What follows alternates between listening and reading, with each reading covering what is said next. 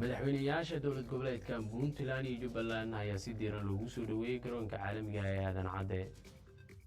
Siyahayaha wasiirka maaliyadda xukuumadda federaalka ee Soomaaliya ayaa kulan looga hadlayay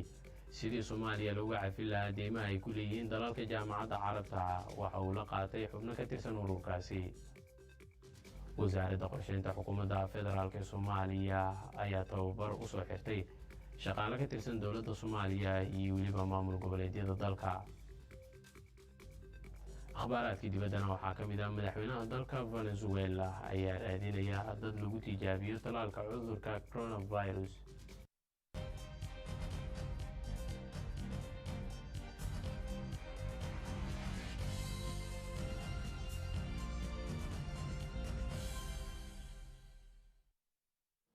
intii hore aad daawateen waa qaar ka mid ah qodobada warka habeenimo ee telefishinka qaranka Soomaaliyeed idiin haya kuwooda ugu door karoon xilligan iyo wixii ka dambeeyana hadduu alla qadaro u diyaar garooba daawashada warkii oo dhammaystiran oo ay idinla socodsiiyo anigoo ah Cabbaas Maxamed Nuur Xuseen. madaxweynayaasha dowlad goboleedyada Puntland iyo Jubbaland ayaa si diiran loogu soo dhaweeyay garoonka caalamiga ah ee Aadan Cadde ee magaalada Muqdisho. wariyaheenna Nuur Siciid Tahliil ayaa warkan si aanba qaaday. madax kala duwan oo isugu jirtay wasiire iyo xildhibaane ka tirsan dowladda Soomaaliya iyo qaybaha kala duwan ee bulshada rayidka oo uu horkacayay gudoomiyaha gobolka Banaadir ahna duqa magaalada Muqdisho mudane Cumar Maxamed Cumar Firish ayaa garoonka diyaaradaha Aadan Cadde ee magaalada Muqdisho si weyn ugu soo dhaweeyay madaxweynaha dowlad goboleedka Jubbaland mudane Axmed Maxamed Islaam Axmed Madoobe oo soo gaaray magaalada Muqdisho. mudane Axmed Madoobe ayaa islaan qaaday dhammaan dadweynihii kala duwanaa iyo madaxdii goobta ku sugnayd isagoo ugu mahadceliyay sida weyn ay ugu soo dhaweeyeen garoonka diyaaradaha Aadan Cadde ee magaalada Muqdisho. sidoo kale dadka mas'uuliyiinta soo dhaweynayay waxaa qayb ka ahaa kooxda barbaarta gaashaamar ee gobolka Banaadir oo soo bandhigay ciyaaro ka turjumaya hidaha iyo dhaqanka suuban ee Soomaalida.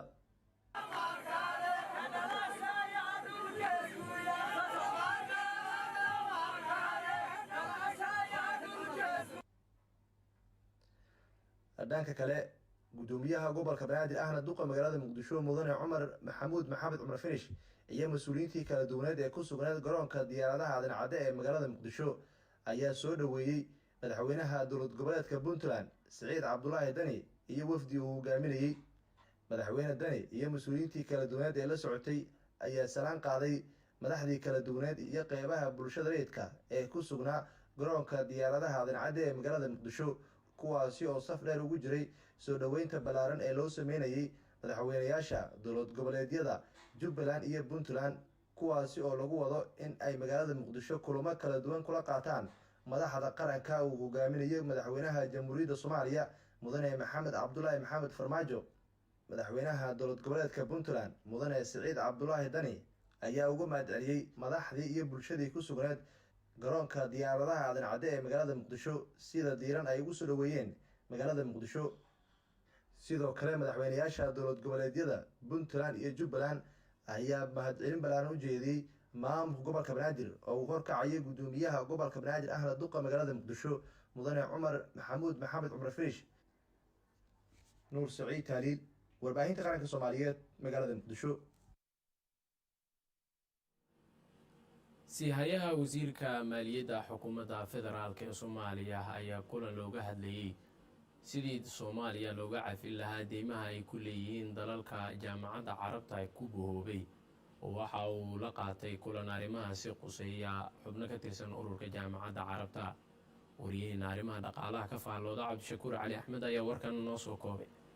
kulanka siyahayaha wasiirka maaliyadda ee xukuumadda federaalka Soomaaliya Dr. Cabdiraxmaan Ducaale Beyle iyo madaxda hay'adaha lacagta u qaabilsan dalalka jaamacadda Carabta waxaa lagu lafaguray sidii dowladaha ururkani u taageeri lahaayeen hannaanka geedi socodka deen cafinta Soomaaliya ayna u saamixi lahaayeen deymaha ay ku leeyihiin dalkeena. kulanka oo ku qabsoomay hannaanka fogaan aragga ah islamarkaana ahaa kii ugu horreeyey oo ay yeesheen madaxda wasaaradda maaliyadda xukuumadda federaalka Soomaaliya iyo hay-adaha dhaqaalaha u qaabilsan dalalka jaamacadda Carabta waxa uu ahmiyad weyn u leeyahay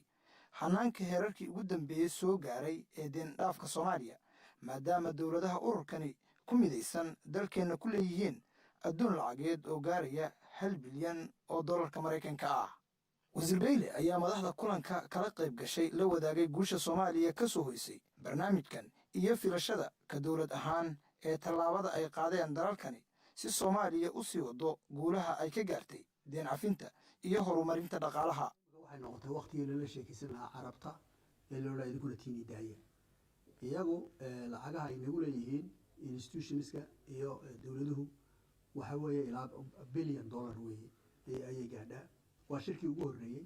oo ay inoo soo qabanqaabiyeen hay-adooda Arab League la yidhaahdo inoo soo magaranaysa inoo soo sameeyeen. marka halkan 3 saacadood oo dhow ayaan wada hadlaynay. si fiican baan iskula lafaguray waxay nagu lahaayeen waxay dal waliba nagu lahaa iyo habkii ay u dhaafi lahaayeen. annagu xagga yaga waxaan leenahay waxa weeyaan waxaad samaynaysaan wax ka wanaagsan waxa adduunyada kala samaysay leanna waxyaalo fara badan ayaa inaga dhexeeya. waxay sameeyeen waxaa weeye waxa ay samaysay waxaa weeye waxa World Bank ku sameeyay waxaa weeye idinku wax ka wanaagsan baa laydinka rabaa.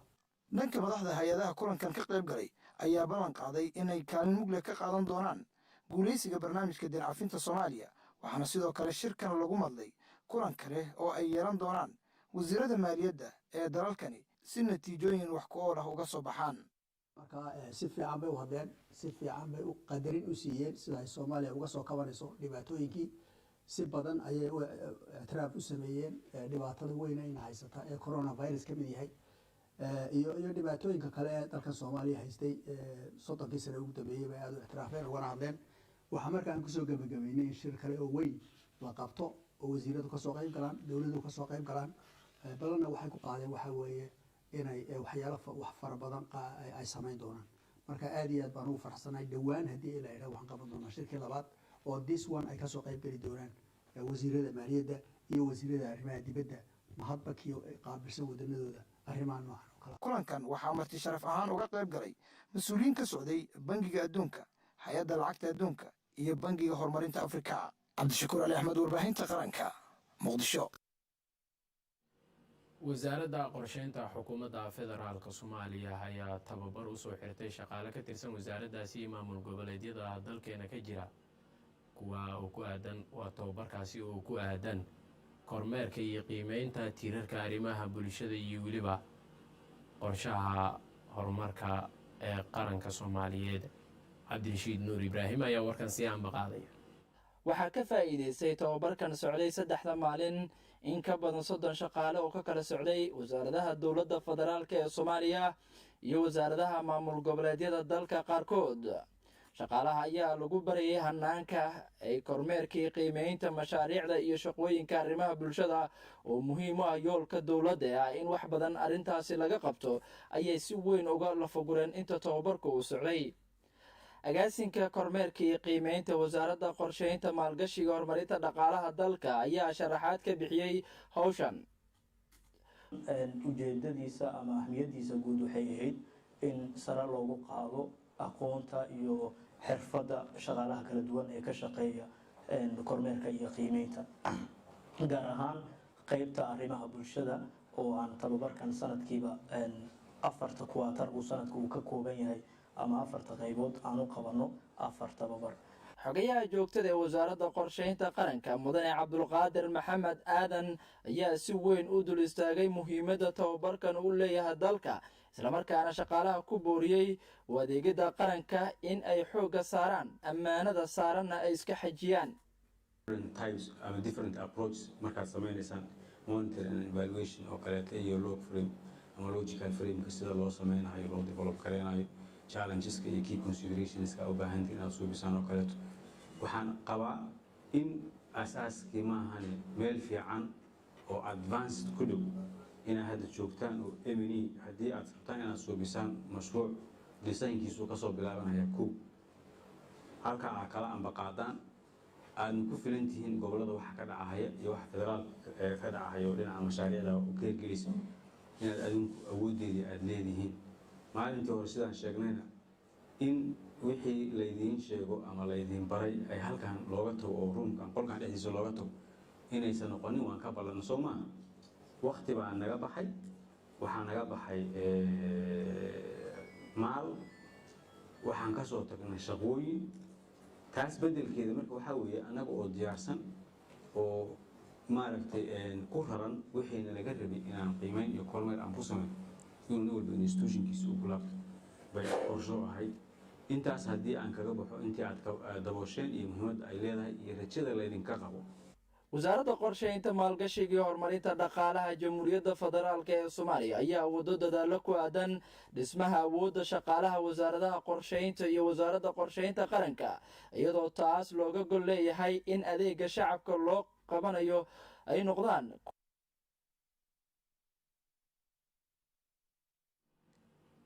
maamulka degmada beledweyne ee gobolka hiiraan ayaa daafuray isbitaalka takhasusiga ee gobolkaasi uu leeyahay waryaheena nuur maxamed cali ayaa warkan magaalada beledweyne ee xarunta gobolkaasi inooga soo diray munaasabadan oo ahayd mid si heer sare loo soo agaasimay islamarkaana xeragga looga jarayay isbitaalka takhasusiga hiiraan sbeshalist hosbital ayaa lagu qabtay magaalada beledweyne munaasabadda daahfurka isbitaalka waxaa ka soo qayb galay ogaas xasan ogaas khaliif ogaas rooble maamulka degmada beledweyn maamulka dowladda hoose ee degmada beledweyn dhaqaatiir iyo qaybaha kala duwan ee bulshada ku dhaqan magaalada beledweyne ugu horeyn waxaa faahfaahin ka bixiyey furitaanka isbitaalka hiiraan sbeshalist hosbital doctor cabdulaahi macalin maxamed xalane iyo doctor maxamed maxamuud cusmaan halkan inaan isbitaal aan ka furno waxa ay nagu dhalisay kadib markii aan aragnay baahida badan ee ka jirto gobolka hiiraan gaar ahaan degmada beledweyne oo ah baahi caafimaad waxaa kaleeto oo isbitaalku qaban doonaa oo u diyaariyey bulshada reer hiiraan insha allahu hadduu laa yidhaahdo qodobo aad iyo aad muhiim u ah oo ugu horeeyo gaarigaan aad arkaysaan ee ambalaasta ah 24 saac diyaar ayuu yahay anytime oo la soo waco waqti kasta number ku qoran meel kasta iyo waqti kastaba diyaar uu yahay in uu ka saacido bulshada reer hiiraan marka dhaqaatiirta takhasuska waxay dhaqaatiirta kala dheeryihiin juhdigaas iyo waqtigaas ay geliyeen takhasuskana laguma sameeyo waddankeena laguma sameeyo waxaa lagu sameeyaa dibadaha markay ugu yaraato waqtiga ayaa la soo geliyey waxaan aad ugu maaragtay hambalyeynayaa dhaqaatiirta da'da yar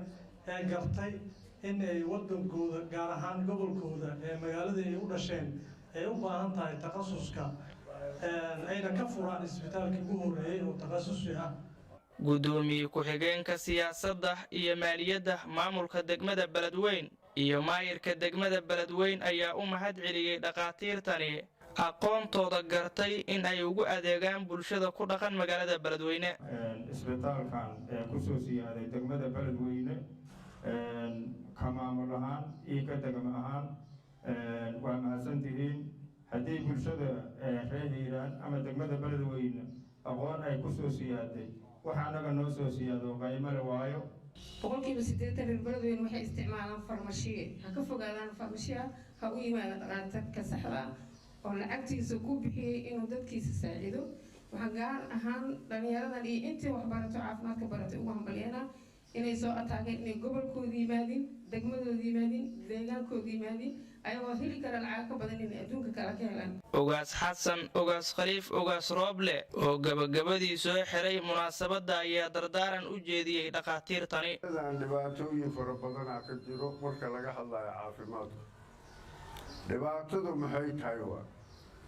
dhibaatadu waxay tahay ninaan waxba aqoonin shahaado lahayna beledkan inta yimaado caafimaadaan ka shaqayna dhahayo meel furanayo taas dhibaatada ka imaanaysa waxaa laga rabaa maamulka shaqada lama wada laha ninka mas-uuliyadda maamulka ka bilow guddoomiye degmo duq magaalo ka bilow guddoomiye degmo ku-xiji barasaab ku-xiji nabad sugidda ku dar ayagaa laga rabaa inay kontaroolaan dadka beledkan isbitaalada barnaamijka ka furanaan nuur maxamed cali warbaahinta qaranka soomaaliyeed magaalada beledweyne sihayaha wasiirka waxbarashada xukuumadda federaalk ee soomaaliya ayaa dhagax dhigay dugsiga beeraha ee balcad sida uu ku waramayo waryaheena cabdiqaadir cali axmed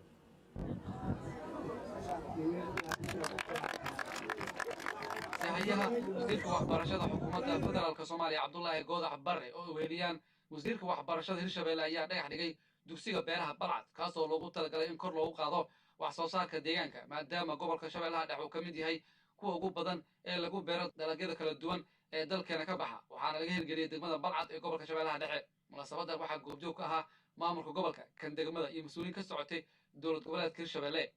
gudoomiyaha degmada balcad qaasim cali nuur iyo gudoomiyaha gobolka shabeellaha dhexe axmed meyre makaraan ayaa sheegay in dugsigan uu wax badan kusoo kordhin doono wax soo saarka islamarkaana ay uga faa'iidaysan doonaan dowladdii kacaankii amba dowladihii jira wuxuu soo maray inuu kabo miisaaniyadda dowladda waxyaabaha uu ku kabana waxay ahayd wax soo saar ee ma ahayn wax kalay wax soo saarkiisana beero u ah maxaa yeele waxaa ku tiilay warshaddii dharka ee soomaaliya tankis ee suufka dharka ka samay jirtay sidaas awgeed idoo laga duulaayo maanta waxaan nasiib u helnay isgoolkii maadaama uu dhul beera leeyahay waxaa loo baahan yahay marka in la hormariyo waxa ugu wanaagsan oo dadku ay wax ka soo saaran karaan horumarna lagu gaari karo waa dhanka beeraha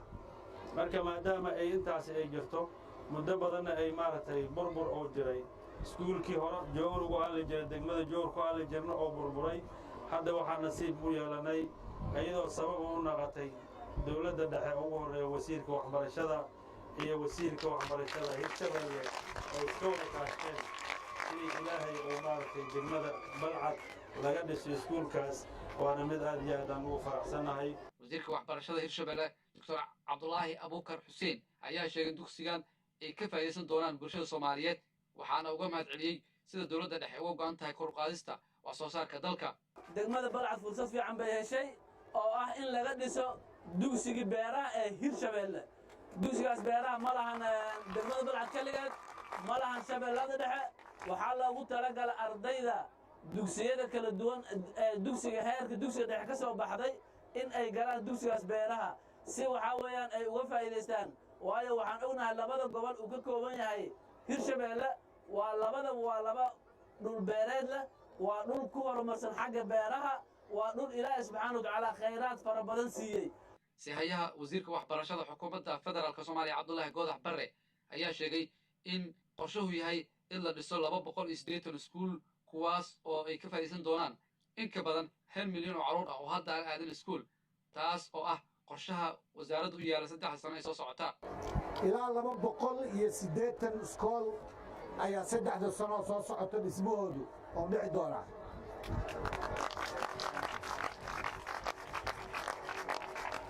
waxaa qorshaha wasaaraddu yahay in 1 milyan oo carruura oo maanta aan iskool tegin inay tagaan 3 sano soo socda haddii eebeedni dadaalkaas marka meel ma tegi karo waa la socotaan manhajkii inuu soo dhammaaday maantay manhajka waa idin soo wada gaaray bugaagtii waa wada diyaar ilaa dugsiga sare waxaa loo samaynaya in tayada waxbarashada kor loo qaado tiradana kor loo qaado sidaas ayaa adduunkana ula tartami karnaa waddankeennuna uu nabad ku noqon karaa waa dugsigii ugu horreeyey ee noocan ah oo laga hirgeliyo degmada balcad ee gobolka shabeellaha dhexe waxaana mashruucan fulinaya dowladda dhexe oo kaashanaysa midowda yurub dhinaca kale sihayaha wasiirka waxbarashada cabdulaahi goodax barre iyo mas-uuliinta la socota ayaa waxa ay kormeer ku tageen iskuul ku yaala degmada balcad ee gobolka shabeellaha dhexe iyagoo indhayn ku sameeyey qaybaha uu ka kooban yahay cabdiqaadir shacab warbaahinta qaranka muqdisho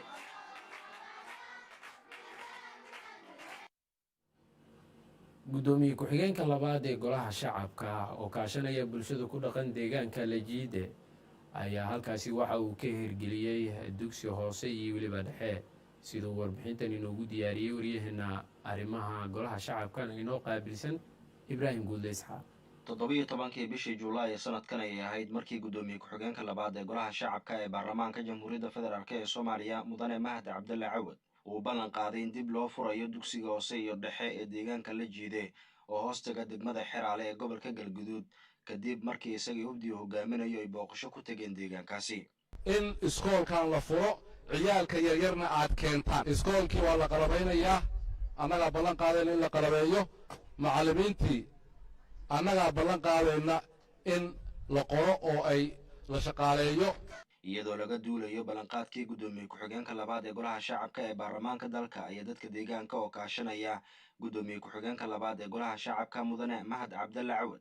waxay ku guulaysteen inay dib u howlgeliyaan iskuulka hoose iyo dhexe ee deegaankaas si ay bulshada halkaasi kural u helaan waxbarasho ku filan. munaasabad kooban oo iskuulkan xariga looga jarayay islamarkaana lagu qabtay xarunta iskuulkanna laga furay ee deegaanka la jeeday ayaa waxaa ka qayb galay wasiiro ka tirsan dowlad goboleedka galmudug iyo maamulka degmada xeraale oo deegaankan uu hoos tago. waxaan ugu horeyn munaasabadda ka hadlay cabdirasaaq xasan nuur siyool oo ah maamulaha iskuulkan. annagoo u mahad celinayna sida sharafta leh oo ay xafladdan uga soo qayb galeen oo hadda ka horna meeshan ay noogu yimaadeen federaalka iyo galmudug waxbarashadoodu noona ballan qaadeen inay furayaan arrintaasna ay arrintu daba joogto. guddoomiyaha mahad cabdalle cawid iyo cabdulaahi maxamed xirsi iyo duniyo iyo wafdi ballaaran oo hadda ka hor ay noogu yimaadeen una mahad celinayno. yuusuf cabdulaahi ibraahim oo ah guddoomiyaha waxbarashada ee degmada xeraale ayaa ka hadlay muhiimadda iskuulkan uu deegaankan u leeyahay. anagu haddaan ahay guddoomiyihii waxbarashada xeraale iyo la jiidana magaalooyin ishoos yimaado oo walaalaha wax walba ka wada dhexeeyaan ah oo waxqabadkoodu iyo mataqaanaa tayadoodu ay mataqaanaa wada shaqayso. waxaan ballan qaadaynaa inaan dardargelino waxbarashadan horey kormeer ahaan waa u nimid qiimayn maantana waa bilowgii iyo baraarujintii barnaamijkan. wasiir ku-xigeenka wasaaradda dekedaha iyo kalluumaysiga ee dowlad goboleedka galmudug mudane cabdidaahir xuseen cali oo munaasabadda ka hadlay ayaa u mahad celiyey guud ahaan intii ka qayb qaadatay hirgelinta iskuulkan. aad iyo aad baan ugu farxad gelinaysaa maanta inay ka soo qayb galaan xafladdan lagu daahfurahayo iskuulka la jiide. runtii dadka deegaanku waxay qabsadeen wax badan oo looga baahnaa waxna waa ka dhiman yihiin. waxaanu maanta ilaahay mahaddiisa in ay u joogaan inay dadka mas-uuliyadda ay u qaadeen mas-uuliyiinta wasaaradda waxbarashada inay la joogaan ayaga oo ku dhiirigelinaya inay hore u socdaan. shariif maxamed khaliif oo ah wasiir ku-xigeenka wasaaradda waxbarashada hidaha iyo tacliinta sare ee dowlad goboleedka galmudug oo ugu dambeyn munaasabadan ka hadlay ayaa ballan qaaday in maamulka galmudug uu diyaar u yahay in iskuulkan uu ka taageero wixii agaba uu u baahan yahay. iyadoo waajibaadkeenna uu yahay meeshii shan ciyaala ay wax ku dhiganayso inaan istaagno haddana waxaan aad iyo aad maanta aan ugu faanaynaa inaan joogno marxalad qurux badan dad wax qabsaday oo u baahan kaliya wax yar oo heer maamul waxbarasho ay ku filan tahay. ibraahim gudle isxaaq raadiyo telefishinka qaranka muqdisho. wasaaradda caafimaadka galmudug ayaa sheegtay in gebi ahaanba ay la wareegtay isbitaalada danta guud ee ka howlgala deegaanada galmudug ay maamusho. wariyaheena jaylaan cusmaan ayaa warkan halkaasi inooga soo diray. kormeerka wasaaradda caafimaadka ee galmudug ee isbitaalka magaalada cadaado ayaa ku soo beegmay xilli 20 bishii dhammaatay ee wasaaradda caafimaadka galmudug ay shaqo joojin ku samaysay agaasimihii isbitaalka guud ee magaalada cadaado. doctor ayuub cabduqaadir cabdulaahi oo si ku meel gaara wasaaradda caafimaadka galmudug ugu magacaawday agaasimaha guud ee isbitaalka magaalada cadaado iyo doctoresa xamdi aadan oo ah dhakhtaradda qaliinka haweenka ayaa waxa ay ka warbixiyeen xaaladda guud ee isbitaalka magaalada cadaado. warbixintii guud iyo haddeetaan in naga dhageystaan qaybaha kala duwan ee isbitaalka si guud ay shaqadiisu socotaa. hadda qaybta aan dhex taagana waa qaybtii maternity-ga ee hooyada dhaleenka. waxaan wareysanay oo warbixin siisay guddiga wasaaradda caafimaadka dhakhtaradda qaybta doctoresa xamdi aadan ayadoo uga warbixisay muddadii ay shaqaynaysay intii keesay qaybta ku qaabishay iyo intii keesay aragtay. annagoo ka maamul ahaan waxaan shaqada ku leenahay supervision iyo qiimeyn iyo la socosho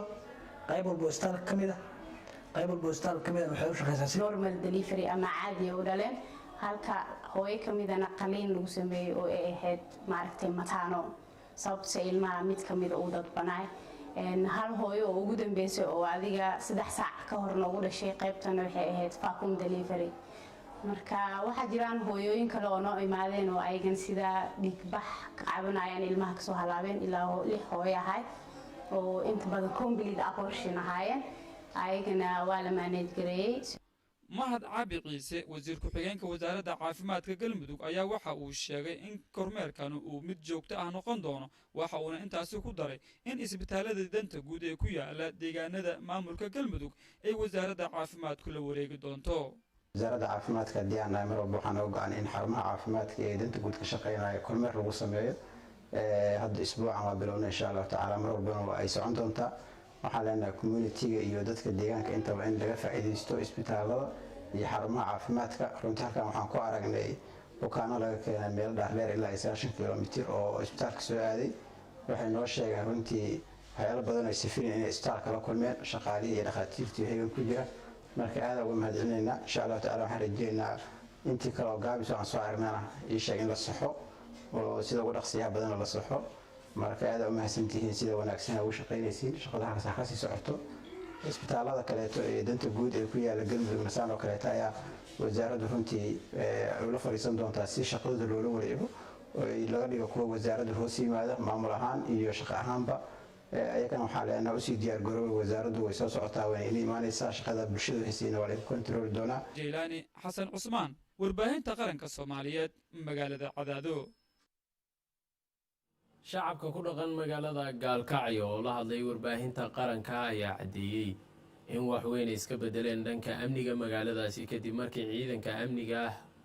ay la dagaalameen islamarkaana ay joojiyeen isticmaalka waxyaabaha ammaanka dooriya oo caqabad badan ku hayay bulshada halkaasi ku nool wakiil wareedka warbaahinta qaranka ee magaaladaasi gaalkacyo cabdirasaaq maxamed axmed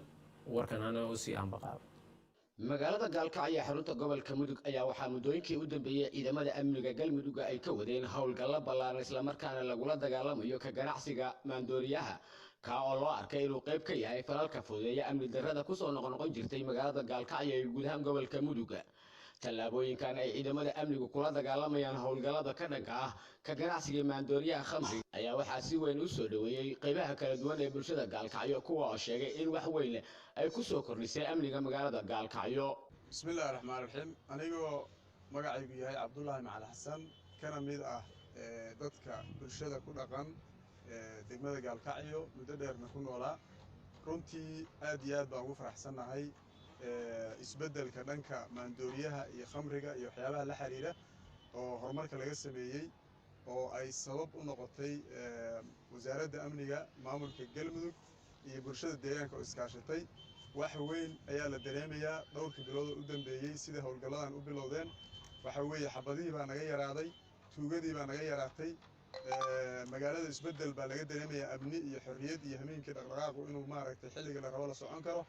waxyaabo yaryar baa jira waana ognahay in howlgallo socdaan dowladdu weli ku howlan tahay waxaan leenahay intaa yarna dhammaystira maandooriyaha oo khamrigu ugu weyn tahay waxa weeye waa umul khabaa'id waxa weeye waa tii ilaahay qur-aankiisa ku lahaa waa rijsun min camali shaydaan wax kaste ayadaa inay hooyo u ahayd baan u aragnaa oo ay dhibaato kasta ayada ka bilaaban jirtay marka aad baan ugu faraxsannahay runtii waa isbeddel weyn oo deegaankan dhan walba dhankii amniga iyo dhankii dhaqaalaha iyo wax walbay saamayn lalahayd bismillahi raxmaan raxiim waa mahadsantihiin bulshada reer gaalkacyo markii la bilaabay in lala dagaalo qamriga wax badan oo faa'iido badan baan dareennay